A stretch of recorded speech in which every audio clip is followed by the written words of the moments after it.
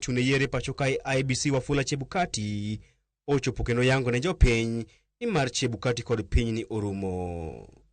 Chebukati mane otelo ne IBC kuom thuolo mar higni 6 chakre higa mar 2017 ne ong'ielo rengo chieng' tich ang'wen jumani e kar saa 5 otieno e od thieth ma Nairobi Hospital bang' tuore kuom thuolo malach kalore kod jaloso mar anyuola mare Eric Nyongesa. Last night we were unlucky to have lost the former chairman of IBC, Wafula Wanyonyi Chebukati.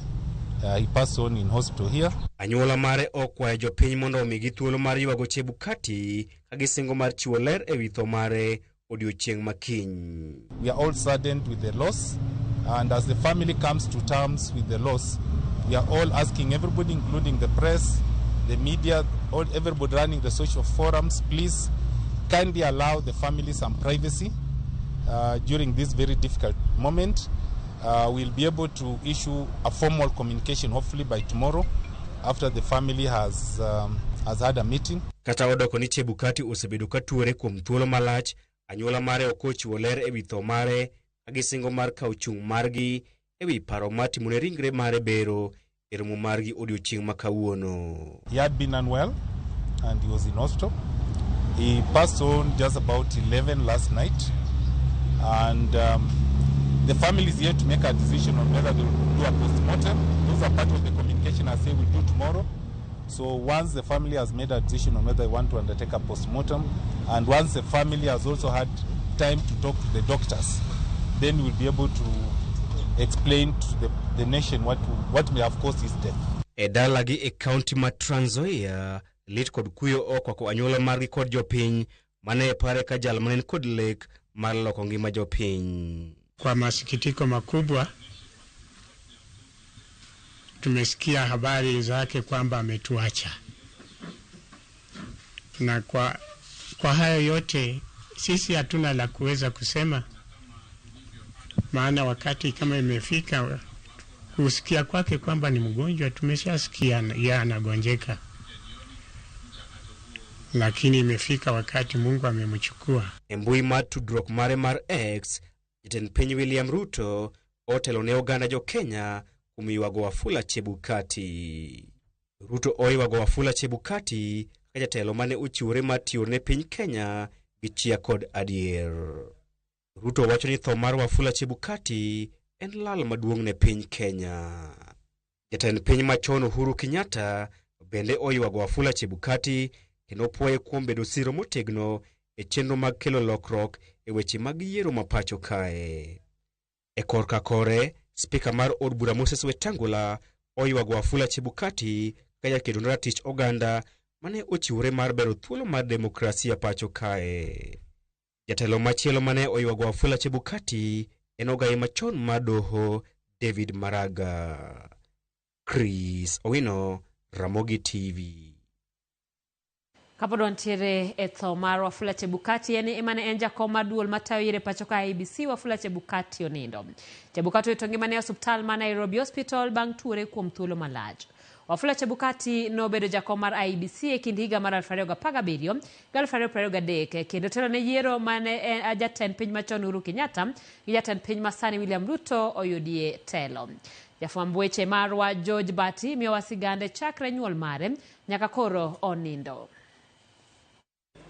Wafula Wanyonyi Chebukati. Okil Kamaloka mane oidho ma obedo jakom duol ma ochung'ne yiero kod kiewo e pacho ka IBC.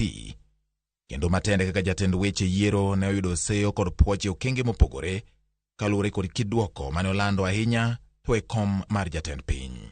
Chebukati ne onyuol tarik 22 dwe mar 12 1961. Kendo mana kaka jakenya moramora ne omanyo yore kokalo e somo. Ne oyudo tiegruok mar bedo kile mbalariany ma Nairobi kane pok osudo, kendo dhi e kar tiegruok mar okinde mong'ere kaka Kenya School of Law. Chebukati ne omedo tiegruok mare weche mag tayo ohala e mbalariany ma JKUAT, kama ne otieko e rang'iny mar Masters. Bang' bedo kil kuom maloyo higni 37 e higa mar 2007, Wafula Chebukati ne otemo tiende e siasa ma pacho ka, kanolaro koma mar kar chung' od bura ma Saboti kod otiko mar ODM. Kata kamano, ne ok oyudo loch kanotieko e thuolo mar ariyo e yiero manota kod Samuel Kivuitu. Lek mar Chebukati kotenore kod weche mag siasa ne okorumo gi kanyo. Kaluwore ni Isaac Hassan mane okawo kar Kivuitu kaka jakom mar IEBC, thuolo mare mar bedo e apisi ne rumo dwe mar achiel higa mar 2017. Chebukati ne ogwe tao kaka jakanyo mar ODM kendo diro lope ka IEBC. Kaluwore kod lony mare mar bedo okil e pacho ka kendo chopo dwaro mar chik, tarik 17 dwe mar achiel 2017, mane en jatend piny Uhuru Kenyatta ne olando Chebukati kaka jakom mar IEBC. I, Wanyonyi Wafula Chebukati, having been appointed chairperson to the Independent Electoral and Boundaries Commission, e bedo ne jakom mar duol mochung'ne weche mag yiero kod kiewe pacho ka IEBC, Wafula Chebukati ne obedo kod apaka e yiero manotayo mokwongo dwe mar 8 2017. Asante sana. E kinde mado e bwotend David Maraga ne okiro oko yierono kagikoni ne okolu kode ling'any duto mag chike kaka dwarore. Okang' makama ne omiyo jomoko kuong'o Chebukati mana kaka gweno kuong'o tenga ma ondhiyo nyathine, kama moko bende ne opake kaka jatelo majachir. Chebukati noduogo tayo yiero manonuo dwe mar 10 2017 kaluwore kod ng'eto mar doho. Yiero mane kweth mar Raila Odinga kod riwruok mar NASA ne ong'anyone. we all agreed that the law is very clear. There will be one agent for a political party or candidate at the polling station. Kata obiro ne oyudo seyo kendo moko kuom josiasa ne otemo dhiro mondo ogwe tao. Chebukati ne ogo nyon kendo dhi nyime mako lemono nyaka yiero mag 2022. Motelo ne yiero mag 2022, Chebukati nochako yudore kama tek e kinde kelo mwandu mag yiero e pacho ka, kanodok ne jopiny Venezuela kamoting'o Jose Carmago Castellanos, mane itudo kod chano chocho yiero mag 2022. Bang' kampen manotuere e kind Raila Odinga kod William Ruto, kendo bang' jo Kenya luto ombulu. Tarik 15 dwe mar 8 2022, Chebukati nolando mane en jalup jatend piny e kindeno William Ruto kaka jaloch. I, Wafula Chebukati, chairperson of the Independent Electoral and Boundaries Commission, hereby declares that Ruto William Samoei Ombulu no ne okelo pogruok e kind jokanyo mag IEBC ka Chebukati nodong' kod jokanyo ariyo kod en wuon, kama moko 4 kotelne kod Juliana Cherera to ne other kod lendo makamano. Chebukati kata kamano ne omedo mako chung' ni lendo mare ne oluwore kod chik, kata obedo ni kweth mare ne nok kendo dhi ataro kod dwaro mar chik madwaro ni duoko mar ombuch jatend piny osir kod jokanyo mathoth mag duol mar IEBC. So what is majority in 7 commissioners? What is the majority number in mathematics of 7 commissioners? What is the majority number? majority number Yes. of 7, Of 7, yes. maybe 4. It can be maybe Yeah, chairman. I think 4. Bang' bedo jakom mar IEBC kuom thuolo mar higni 6 kaka chik dwaro, thuolo mar Chebukati e bedo apisi kaka jakom mar IEBC ne orumo tarik 17 dwe mar achiel 2023.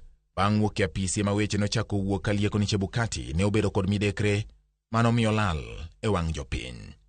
George Bati, Ramogi TV.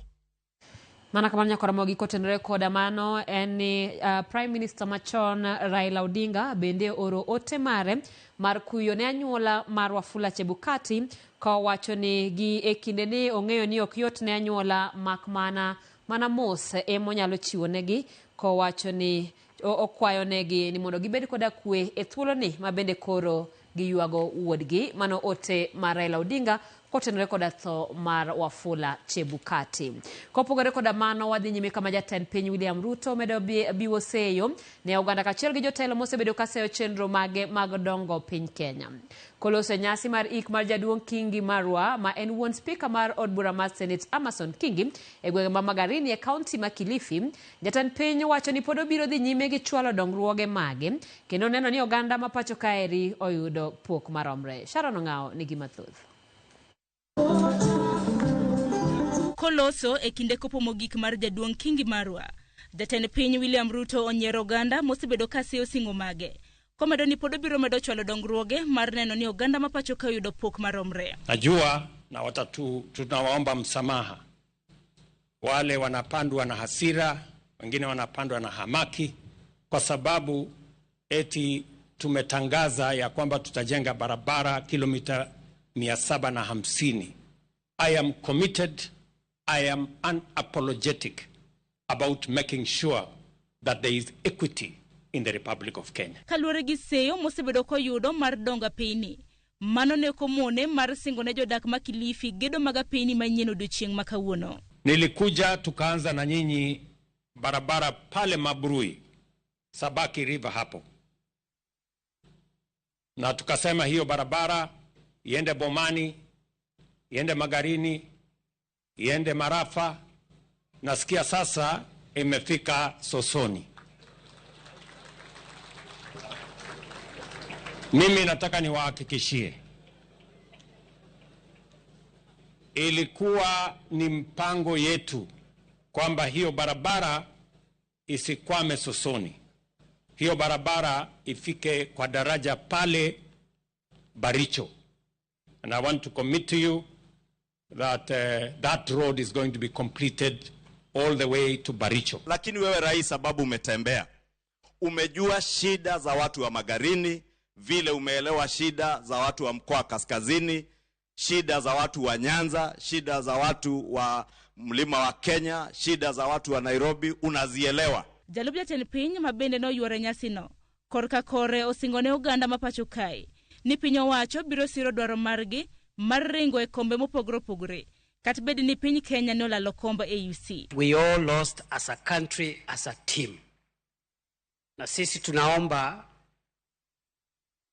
tukiendelea mbele, Mkenya yoyote ambaye anatafuta nafasi za kimataifa, hata Prime Minister Raila Odinga kama kuna nafasi ingine ataomba ya kimataifa, ama Mkenya yoyote mwingine, tusimame kama taifa behind our own, because the success of every Kenyan, the success of one Kenyan is the success of the entire country. Speaker marod bura mar Senate Amason Kingi oyuago wuongi kaka wuoro mane jahera, kendo mane temo matek kar nyalo mare mar neno ni familia mare odak e ngima maber. Ule upendo mkubwa alikuwa nao juu ya familia yake kubwa, japo kubwa. Mutakaa nyumbani mnajiangalia kwa sura, manake kitega uchumi chake kikubwa ilikuwa ni shamba. Sisi familia yote tunaenda shambani, tunalima, na takachopatikana kingine kinatengwa kama chakula na kingine kinatengwa cha kuuza ili asomeshe watoto wake. Na wakati mvua isipokuja ni baa la njaa, lakini mzee Kingi angeenda na kufanya mbinu, angefanya pinde, na utamuona anaingia nyumbani amebeba mfuko wa unga. Hata kiwa hatutakula tushibe sote, lakini hatutalala njaa. Mzee Kingi Marua ne olalo ngimane chieng' tarik 9 mar dweni e kinde mane oyudo thieth e osiptal moro e kaunti ma Mombasa. Sharon Ong'ao, Ramogi TV. Archbishop mar kanisa Jokopere bade manyeri Anthony Muheria oseyo sirikal kuom medo thiro chenro mag ute thieth mag kanisa Jokopere. Muheria wacho ni okuma mar thieth machon NHIF pod nikod gopegi mag higni 4 maromo $250,000 kendo temo yudo duoko makare wi omendago osegore e lwanda, gima koro rocho chenro mag thieth e ute thieth maggi. Odiochieng' achiel tok ute thieth mag ji giwegi kod moko mag kanise e bwo mabul mar Rufa yango ni gibichiwo thieth e bwo kuma mar thieth mar SHA kochakore wuok tich juma manyien. Kanisa mar Jokopere wuok tung' mosuo kod sirikal magiseyo kuom rocho chenro mag thieth e pacho ka kaluwore kod achiedh nade mathoth manoro okumba mar SHA. Koloso kod jofwambo e od thieth mar Consolata Mathare Hospital Nyeri, Bishop mar kanisa Jokopere bade manyeri Anthony Muheria wacho ni sirikal medo mana thiro chenro mage. In spite of the tremendous efforts we are trying to make to improve the health service delivery all over, and in this hospital in particular, we still continue very constrained by the reimbursements and payments from our NHIF that is now defunct, and from the SHA, which are supposed to be supporting us. Sirikal ni kod gope gi maromo $250,000 gope makata gitem bandho tok migi. We try, we cry, we appeal, we plead, but we seem to receive just very uncommittal responses.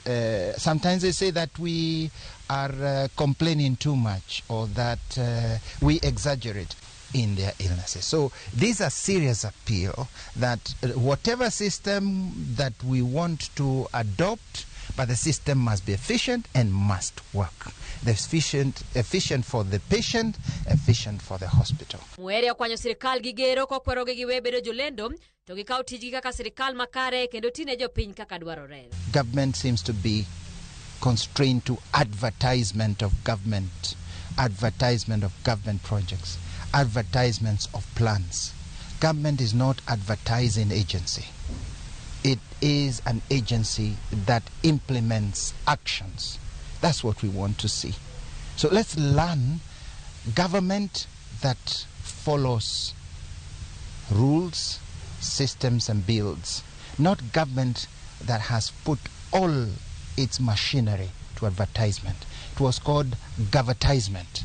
We have to move from governtisement to government. Wach momoro ijo sirikal momiyo gikwanyo mweri aleplep kagise kuom mundo jopiny. The constitution that we pass says the centrality of this constitution are the people of Kenya. They must know, they must participate in everything we do. So as a government, you have a duty to continue broadcasting whatever we do to all Kenyans to know. Kuna viongozi wengine hata wanatumia nafasi zao kwa jukwaa la kanisa, wanasema serikali isiambie watu wanafanya nini wafanye tu. Haiwezekani. Kulingana na katiba ni lazima tuwe na public participation, tueleze, kwa sababu huenda tukisema tu serikali ifanye, labda watafanya kitu ambacho kitakera wananchi na wananchi watasema that is dictatorship. Kwa hivyo kuita serikali kama advertising agency ni kupotosha wananchi. Magitimore kinde mathieth e bwo okuma mar Sham to medo mana digni katho thute thieth koro buono mar wechiwo chenro maggi ne jopiny. Joneno mag yiero matie bwo riwruok mar European Union kata EU ochiwo yanga lipot mar gewi mogo kuom paro ma piny Kenya winjore ketie tim tok yiero ma higa 2022 kod ikruok mar piny Kenya ne yiero mabiro. Kaka jafwambo mar Roy Nyakidi lero, lipodno yango ni nok mar omenda en achiel kuom gigo mathiro ahinya chenro mag IEBC moloyo to chiwo puonje e wi weche mag yiero kod telo. Tok yiero maduong' ma higa 2022 joneno mag yiero ma e bwo riwruok mar European Union notimo nonro kendo twak gi jokanyo e sectors mopogore opogore kama bang'e ne gichiwo pachgi e moko kuom lokruok ma piny Kenya winjore tim ma bedo gi yiero makare. E kinde mane gitwak gi jofwambo e magawa moro bore Nairobi, jonenogo kotelnegi kod jakom Ivan Stefanek owacho ni gino mowinjore mipek ahinya en yiero jakom maduol mar IEBC kachiel kod commissioners. Priority of the recommendations is to appoint chairperson of IEBC. That's the key institution in this process, and currently we recognize that other processes depend on the appointment of people who should lead these institutions. Giyango bende ni ohinga maduong' mathiro yiero mag piny Kenya en omenda michwalo modeko ne duol mar IEBC. Gino mamono duol notayo chenro mage kaka owinjore ahinya to chiwo puonj ne oganda e wi yore mag goyo ombulu kod telo makare.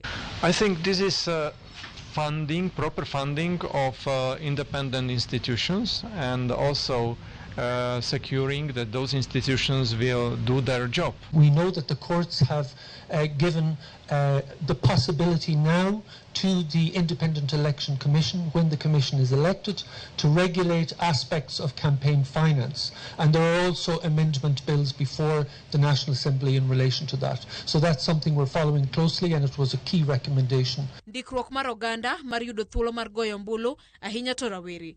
Bende na chiel kuom gigo magiwacho ni piny owacho nyaka rangi kendo nyaka keto kenge mag neno ni rawere oyudo pande mekgi e kinde mowinjore. Young Kenyans have not attended elections because simply they have not received IDs, or, for example, they have not picked up the IDs at relevant institutions. I hope that there is common understanding that this is also a very important issue to be solved. Government understands it, and there are some proposals to improve this situation. Ekindego, gilaro ni nitie dwaro mar keto parogo e tim mapiyo kaka achiel kuom yore mag neno ni yiero ma higa 2027 otim maonge pek moro amora. Recommendations that require legal reform, they need more time. And recommendations that require administrative actions, they do not need much time, but they need the Election Commission in place. So there is a strong connection between time available and when the next elections are. And it's not possible to prepare elections when they start to take it seriously in 27, but now it's time to do more. Magiduto. Timore toka put mochungne yiero jakom kod commissioners mag duol mar IEBC chamo muma machako tich ayanga kendo singo mar chwalo chenro no mapiyo. Efinya Kidi, Ramogi TV, Nairobi. Jochiw thieth moting'o nurses kaachiel kod apisas mag klinik e kaunti ma Mombasa kawuono ne obago ng'anyo mamuol ka giywak ne piny owacho mondo oketie tim moko kuom winjruoge mane gitimo mar bero chenro mag thieth e pacho ka. Giwacho ni moko kuom winjruok ma gidwa ni oketie tim en ndiko gi e tich mochwere ma ok jotich ma kojolo kendo neno ni chulo gi omenda mabalang'. Gimedo ni nyaka sani pod ok ginyal yudo hola e bengi ni mar pod gin mana jotije ma kojolo. Omiyo gidwa ni Tend County okonyo dhiro piny owacho mamalo mondo chop singo makamago.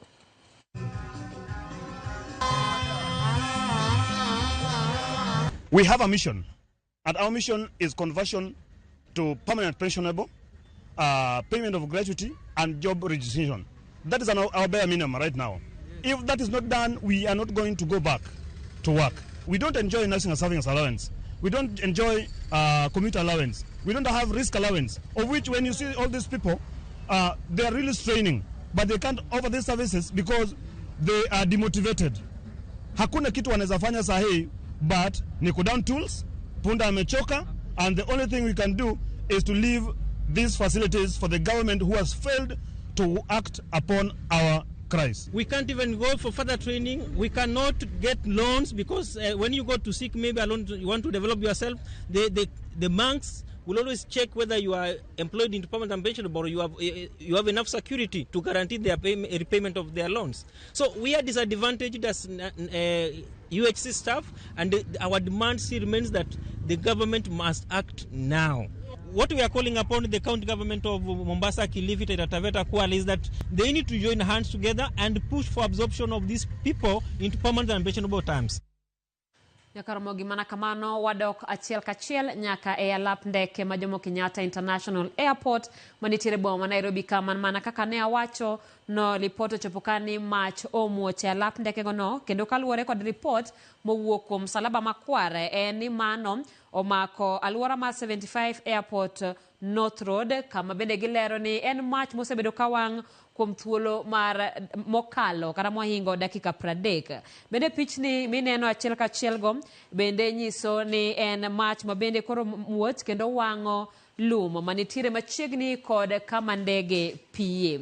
Gie thuolo ne iwacho ni nyamburko mag kata masinde mag nego meye osechopo kanyo kachiel kod obila ka bende gitemo mar mondo mi oneg mano. Nyakaramogi mana achiel kachiel alap ndeke ma Jomo Kenyatta International Airport kama macho muoch e apoya nono kendo wango lum manitiere aluora mar kama ndege pie ka gie thuolo ni wachore ni apisas osechopo kanyo kendo masinde mag nego mach dhi nyime kod temo mar simo mano. Nyakaramogi kaw kamano wadwani mondo mi wakaw yweyo chenro en mar oimore kik idhi mabor waduogo gi weche mathoth.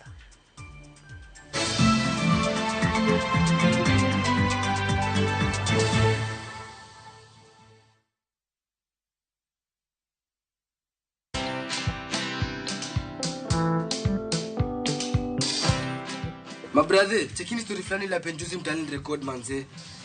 Lakini bro, kazi itakuwa tu ni kujaza simu na hizi mavida. Ai, kujinice tu kaka. Mwananchi gani huyo anarada medalia pesa? Leta tenje ni kushogilia tutaomoka. Citizen Digital wako na platform fulani kwa site yao inaitwa Wananchi Reporting. Hapa unaweza tuma story yako kwa website yao ama kwa app yao ya Citizen Digital. Na kama hiyo process ni ngumu, unaweza tuma story kwa email yao WhatsApp number ama uitumie kama SMS. Alafu gani napataje bro? After story yako imepublishiwa, hapo ndo una receive 1000 kwa simu yako. Bro, au umenichanua. Don't just witness the news, be part of breaking it. Download the Citizen Digital app and share your story with Wananchi Reporting today. Citizen Digital.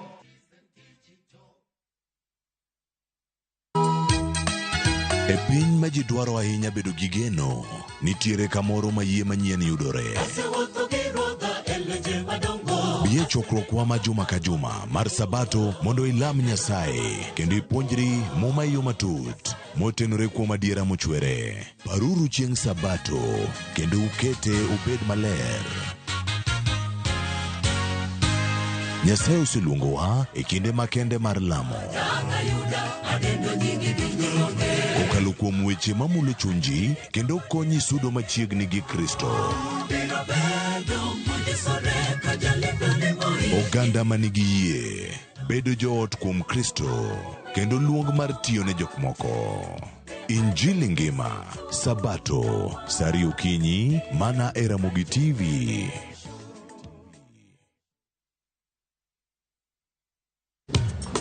Ticha beach kocha kure sangweno tieno nyaka sauchi lakini ni mixes maliet kabisa magluo rumba luo benga kachil kora jawa maliet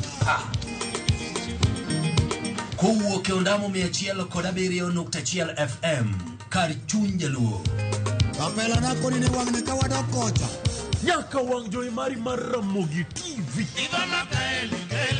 Lungani ya boy handsome Mandawea Roji bed and breakfast. Lungani DJ Kolokolo instrumental. Tokodan Solomon Tito Kafaya gudi. Kawa wachoni ma en Ramogi Night Disco. Kete manaka.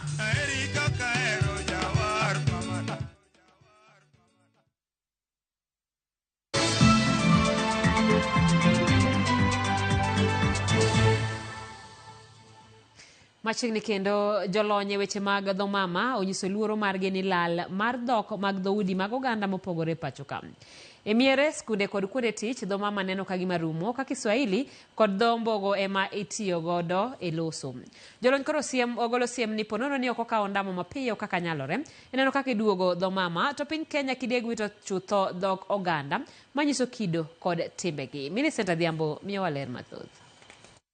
E sama piny Kenya noriwore gi pinje mamoko e piny mangima, e dhialo odiechieng' mama, luoro koro nitie ni dho mama nyalo biro lal mero kaluwore ni thoth rawere pachoka sani orwako dho wagunda kod oswayo mayo dho mama kuonde ma giwuokie ma koro miyo jolony nyiso luoro margi ni ma nyalo biro miyo kido kod timbe mag oganda kidek lal nono. Giwacho ni nitiere dhok mo oinga par makori kwana noselal tiyudo ka nyathi or ng'ama idwaro no nigi papers moyudo koago e college lakini koro wacho dhok no obed dholuo obed Abaluya obed dho Kisii iyudo ka gin gi chandruok. Ewi mano ne oyango ni midhiero kaka dak mag oganda e bombe Kenya kind dhoudi mopogore kod weche somo ema osenyayo lal mar wacho dho mama. Sani koro king'iyo the youth gin gi yo moro ni ji ok ohero nyuomore kabila achiel wayudo ka waluongo ni the intermarriage. Koro ka gin e ot ka lugha mar mama boluongo ni the mother tongue bedo matek. Buge mondiki mag dholuo inyalo yudo mana ni muma kende mondiki dholuo. Gik moko moluongo ni story books gi iyudo ka onge mondiki ang'o dholuo. Koro waneno ni as things are changing and in the 21st century ka kwa make efforts my indigenous languages go manyo minyalo puonjgi go in a way to e kind rowere midhiero ma kama en gima adier ka ginyiso dwaro mondo familia oket mijing'o kaachiel kod duoko kit somo manyalo konyo e chiero dho mama. Kidhi institutions mopogore of course ok ginyal ero mondo nyithindo wach dholuo e school. Koro that miyo nyithindo lalo language mar mama ok ginyal wacho dhok mowinjo bed ni giwacho as nyithindo mag grow up. Luo inapotea sana kwa sababu watoto wanapelekwa kwa mashule yenye the language is not accepted. Wana prefer Kiswahili ama English. Jonyuol bende oyenegi gi ting' mar konyo e chiero dhowa. Jackton Odhiambo goyo machiemo e kinde machon mane dho mama ne nitie somo e skunde. Frederick Oginga wacho ni lokruok e kido kod timbe mag oganda en gima koro winjore rangi matut. Buge manogo gi dhok mar dholuo. Magik moko nwasomo gi dholuo kore ki translate doke e dho wagunda kata dho diero. Bende kati kendo mana jaluo tiketo nathi gi Kiswahili. Nathi kata kodhi dala kaka wuogi minu onge. Koro wane mwawito culture wa. Janyuol bende odhi oketo kiani danga wachi ni rieko kata fuo ni kana nathi ne wacho Kiswahili gi Kizungu to ni koro nathi ng'ama lich en ode no en ot malich ne wache not miwache dhok mopogore gi dholuo. To ere gima koro negore tim mar chiero dho mama? Koro in janyuol kawo majukumu mar puonjo nyathini dhogi mondo ng'e dhoge komonde kapok ochako wuok oko kacha chaende. Ineno kaka chon e skunde moko machon ka jochon ne grow iketo kaka dholuo bedo language subject magiwacho e school. Mane ma maybe kinyakete sani be nyalo work. Seche molor school wanyalo kawo nyithindo gi to watero dala. Ka en dala kucho en gi dagi en gi kwargi mok wach dholuo. Weyo tugi kwargi, weyo tugi dagi no nyalo timo ne ngero moko matin, wacho ne weche ka gi kacha. To ka gitimo kamano seche molor school gidok, nyithindo gi okwanye dholuo achiel ariyo moko. Kata kin midhiero makamage, mijingo pod iketo mondo dho mama kik lal. Higani, kambi mar Royal Media Services ne oyangi kaka od fwambo moseketo maino e ting'o malo dho mama kokalo e ute fwambo mawacho dho oganda jo Kenya mopogore magin godo. They have vernacular stations, and those vernacular stations have got audiences, and some of those audiences actually surpass some of the audiences that other stations have. E sama piny mangima ingo e odiochieng' dho mama, dwaro koro nitie mondo oganda mak motegno kido kod timbegi kapok kinde okalo ma dho mama olal miro. Millicent Adhiambo, Ramogi TV. Penjo eni bende ng'eyo dho mamau. Wadhi nyime kama moyo wa familia Alfa Uchiele kar chula mar Rusinga kar chung'od bura ma Suba North makuom higni mathoth osebedo katiyo gi pige ma ochido mawuok e nam Lolwe koro yudo fungruok bang' piny owacho ma Ufaransa ka omakore gi sirikand kaunti ma Homa Bay yawa yanga chenro mar pi. Chenrono mokawo $99.5 ogere gwenge ma Kaswanga dhi konyo jopiny kaachiel kod skunde manie alworano. Jambetre mar piny France e pacho ka Arnaud kod gavana ma Homa Bay Gladys Wanga ne oyawa yanga pigno magiwacho ni dhi reso jopiny ma osebedo katiyo gi pige ma ok othiedhi mawuok e nam Lolwe ma bende osehinyo ngimagi.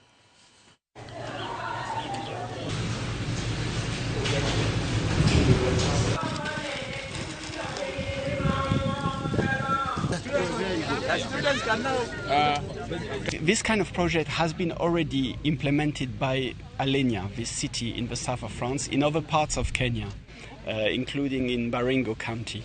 I think what makes it even more interesting here in Rusinga Island is that you have water from Lake Victoria, but that needs to be treated. So they added value in a way by adding an element of technology where you treat water that is then safe for drinking. So ndo wabiro yawa yanga chenro mar pi e Kaswanga kae magolo pi e nam to tero pi loso treatment to pi dhi Kaswanga Girls, dhi Kaswanga Primary, dhi Wanyama Primary, Luanda Rombo gogola jaseme.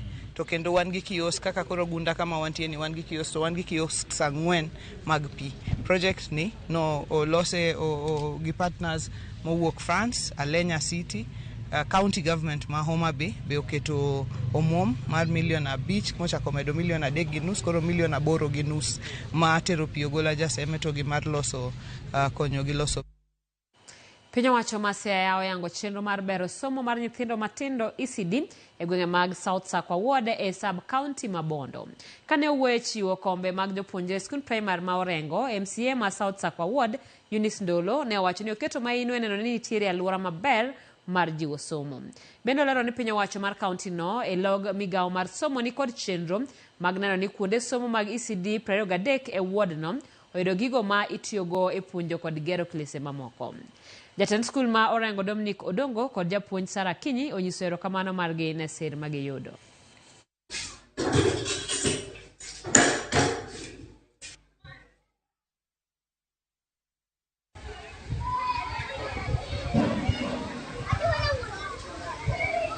Katin tabro gero ECD apar.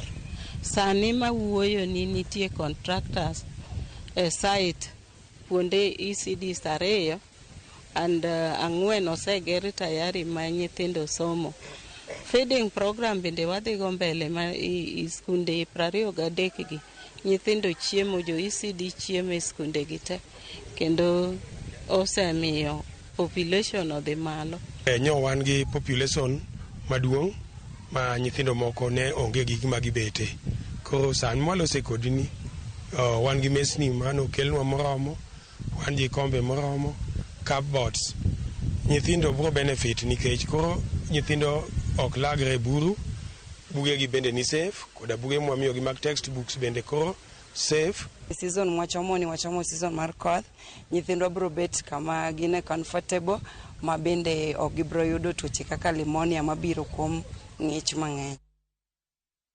Jodak e gweng' ma Kakrao e sub-county Masuna East dwaro mondo gerne tesend obila e gwengego, kaachiel gi tieko math mar kong'o mar Chang'a kod Nyasore, ma giwacho ni ema osejimbo rochruok mar arita kwe. Jafwambo marwa Migori George Juma ni kod ler mathoth. Tong'o, kuo, madho kong'o kon gi kon, waol. Kao chakre dwe mar 12 mar higa mag 2024 nyaka sani, jodak e gwenge ma Kakrao e location Masuna North e sub-county Masuna East pok obedo kod kwe kalore kod kweth ma jonjore ma osebedo ka koro monjogi. Malo ji 18 osido hinyruok e gwenge ma Kakrao bang' ne monj kod kweth mag jonjore ma onore e gwengego. Inyal bedo ni gwengi bende koro chako ketni e curfew. Ok inyal wuok oko to curfew ketni mana gi japiny mok kata sirikal. Kendo wan waneno jogo gi wang'wa. Gina nyithindo to tabia man gin go ni girwako mask. Ka giserwako mask to gibiro gi ataku. Ka ji oyuoro to seche ma ji yuoro cha gine ma gigowi. Achiel kuom jolup ruoth gwenge ma Kakrao bende ande ne omonji kendo ne otong' kod jonjorego. Jogo ncho tong'o kata chief ka endi. Assistant chief ma Ugari ncha ne gitong'o. Poko mak nyithindo. E kinde romo mar arita ma ne olosi kod jodak e gwenge ma Kakrao, romo ne oyuore kod apisas mag arita kwe mar ng'iyo kenge mag jiwo arita kwe. Jodak ma Kakrao ne oywago kong Chang'a ma otimo ne gwengego kod rem mar piny owacho mar keto tesend obila machiegni kodgi kaka mokuom gigo eko ma osemiyo arita ok osebedo makare. An kaka jaduong' gweng' wanindo oko kata sani wang'o kwar ha nikech nindo waritore kendwa. Koro miya akwayo niya Kakrao duto te onge police post. Akwayo ni giyie gimiwa kata police post achiel kende mondo konywa. Wach kong'o moro mimadho ting'nani en mokwongo tieknwa go completely nikech iyudo ka culprits gi ng'eny gi winjo mana ni ne niting'na ka kong'o kono emano nen gie. Koro gima chal kamano ema kelonwa insecurity ahinya gi njaga. The crime is tied to poverty issues. And it is also tied to a lot of use of drugs and drug abuse. Moses umachiel kuom jodagwego ma Kakrao wach no bila nyaka koro jiw chenro mag chachero e gwego ma Kakrao to ahinya e sechego mag otieno. Ndalo moko ne kuo osedok piny kama ber. The last 2-3 years ne wasetwe kata moko. Almost 35 years ji nyithindo 4 gin e jela. Kato kendo all of a sudden sani kendo gino chako duogo malo. Koro wakwayo sirikal nikech OCS owacho maber ni gionge mitoka. Mitoka noter Kisumu 5 months ago. The police claim ni gari onge ma ginyalo birogo. Koro nwakwayo ni polise gi mondo mi wambe gikonywa gibedie gi gari moro mar rescue ma ginyalo birogo piyo. Rochruok mar arita kwe e gwenge ma Kakrao bende oserocho chenrogo mag ohala kod nweng'o mamoko. Anyal bedo gi kwe e utewa kata kuonde ma wause. Karomo saa 2 to igombo na ni loro to saa 2 miloro ni ema yudo ng'ato nowa ijua kande moro oyudo pesa ne moro mondo bi onyiewi. E kinde romono mar jiwo chego mag arita kwe, oganda ne osingo mar tiyo machiegni kod tend arita kwe mar kedo kod jonjore e gwengego. Kapok sirikal okonyowa to wan ni jogweng' kata jo area magwa wabeduru motegno mondo wang'e ni jomage modak e area wa.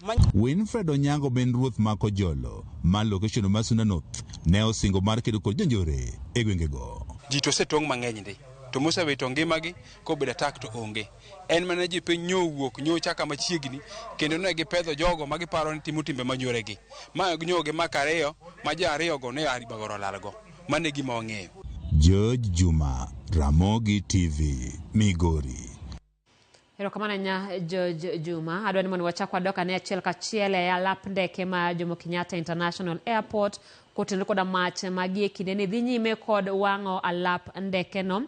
Kabende report mawuok kuom kambino kata duol matayo chenro mag alap ndeke mano Kenya Airports Authority lero ni weche chenro dhi makare matemo nego mano. Kabende ginyiso jopiny ni gibedo akicha maneno ni mano kolandore mokalo kanyo. Bende KAA wacho kanyo ni chenro duto mag alap ndeke kamoting'o joma ne onego beni dhi e wuoth ndeke mawuok osike machopo duto dhi kare. Bende giwacho kanyo ni onge mach moramora ma bende orocho chenro mag tich mag alap ndeke no kendo jo Kenya kik bed maluore. En mach ma bende dhi nyime kanyo kod wang'o alap ndeke kiwacho ni omako lum manitiere machiegni kod kama ndeke pie.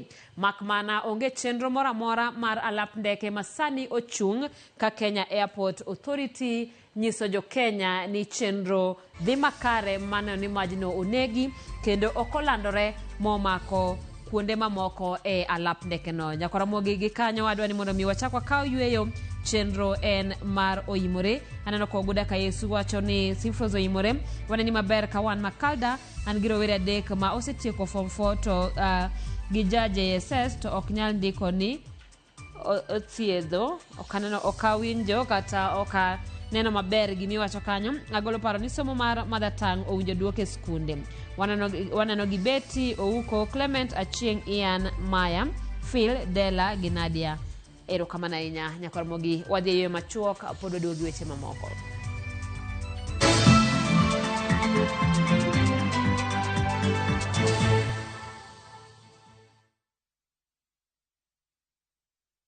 Europe awaits na View Travel. Join our 10-day European adventure from April 13th to 22nd, 2025. Explore Belgium, Czech Republic, France, Germany, and the Netherlands with tours in Prague, Amsterdam, and Paris.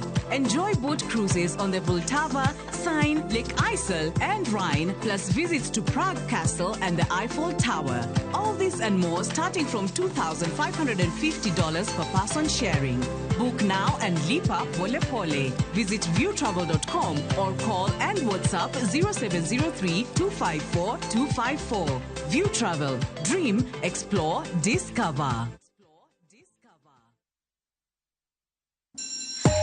You wanna feel the vibe. Ngeso ka ngeso, wakelo ni gik mamit makelo mor.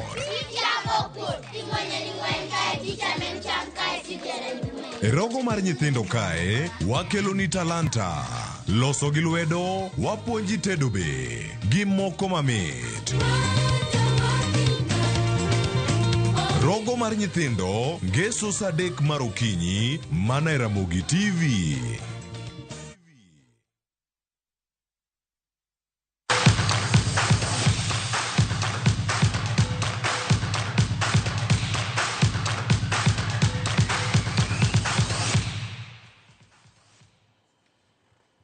Machiegni pautuke team mar Kenya jotugo matugo rugby Kenya Lionesses dhi nyime gi timo ikruok margi motel ne tuke mag HSBC Challenger Series mibiro bagi e lap ma Athlone Stadium Afrika ma Milambo.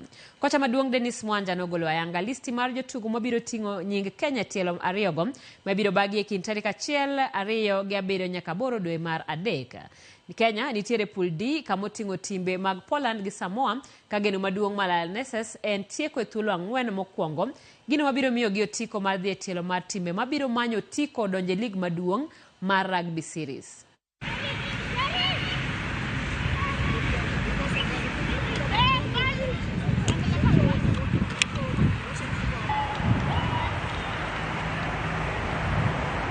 We'll take a game at a time. We are not ahead of ourselves when we say realistically we'll tackle Poland and then we look at Samoa. We already have the